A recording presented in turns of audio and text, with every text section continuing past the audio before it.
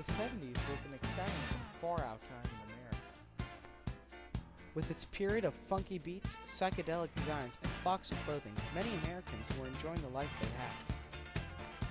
However, this groovy decade would have a spawn from one of the worst political scandals ever to take place. The scandal was Watergate. Richard Milhous Nixon made his first political steps in the years following World War II. After beating Jerry Voorhis in the 1969 House of Representatives race, Nixon then took a seat in the Senate in the mid-1950s election. He was also one of the country's most dedicated anti-communist fighters. This trait will help him into presidency later on. Due to his anti-communist stance, the 39-year-old Richard Nixon was selected by Republican Party nominee General Dwight D. Eisenhower to be the vice presidential candidate. In 1960, Richard Nixon ran for presidency against Democrat John Kennedy. It was the first televised debate which many believe changed the way the election was drawn out. Kennedy seemed to be a natural in front of the camera, but unfortunately, Nixon looked sicker than a dog. The election turned out to be one of the closest in U.S. history, but sadly, Nixon lost by 0.2%. However, 8 years later, in 1968, Nixon will prove to be a tough opponent against Herbert Humphrey. This time around, Nixon won with a good majority to become the 37th President of the United States of America. One of the best traits Nixon ever had as a president is that he was a great foreign diplomat, and he was not afraid to get down with the current customs of another country. However, serving one term wasn't enough for this president, so in 1972, Nixon sought re-election. This time around, Nixon chose Gerald Ford as his vice presidential candidate. These two made a powerful combo against the Democrat George McGovern. Nixon foolhardily won the election, winning 49 of the 50 states of America. The only one missing was Maryland. It is in this term in which Nixon would truly be tested.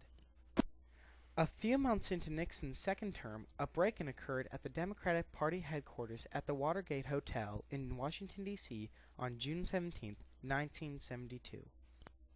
The 5 men charged were Virgilio Gonzalez, Bernard Baker, James W. McCord, Eugenio Martinez, and Frank Sturgis.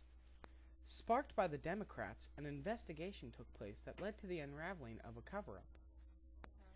A significant piece of evidence was the thousands of dollars in cash that the burglars had in their possession at the time of the arrest. Further investigations would reveal accounts showing that still more thousands have passed through their bank and credit card accounts, supporting their travel, living expenses, and purchases in the months leading up to arrest. These amounts were far in excess of any visible sources of income from the jobs they originally had. Examination of the burglars' accounts immediately showed the direct link to the institution that both hired and funded their enterprise. That institution would be the 1972 Committee to re-elect the President. The connection between the break-in and the President's re-election campaign fundraising committee was highlighted by its media coverage, in particular investigative coverage by Time, the New York Times, and especially the Washington Post fueled focus on the event. Relying heavily upon anonymous sources, the Washington Post reporters Bob Woodward and Carl Bernstein uncovered information suggesting that knowledge of the break-in and attempts to cover it up led deep into the Justice Department, the FBI, the CIA, and even the White House. Their chief anonymous informant was an individual they nicknamed Deep Throat, who was later revealed in 2005 to be the late former Deputy Director of the FBI, William Mark Felt Sr. In July 1973, White House aide Alexander Butterfield testified that Nixon had a secret taping system that recorded his conversations and phone calls in the Oval Office. Unlike the tape recordings by earlier presidents, Nixon's were subpoenaed. A tentative deal was reached in which the White House would provide written summaries of the tapes. However, this was rejected by Special Prosecutor Archibald Cox. Cox was fired at the White House request and was replaced. His replacement was a fellow by the name of Leon Jaworski, a former member of the Johnson administration. Jaworski revealed an audio tape of conversations held in the White House on June 20, 1972, which featured an unexplained 18.5-minute gap. The gap, while not conclusive proof of wrongdoing on the part of the president, casted doubt on Nixon's claim that he was unaware of the cover-up. Allegations of wrongdoing prompted Nixon to famously state his "I'm not a crook" speech on Disney's contemporary resort at Walt Disney World Resort in Florida on November 17, 1973. However, this was not enough to clear Nixon. The primary issue was the access to the tapes, which went to Supreme Court on July 24, 1974.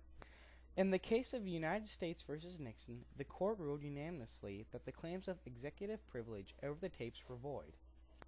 The court ordered Nixon to turn over the tapes to Jaworski.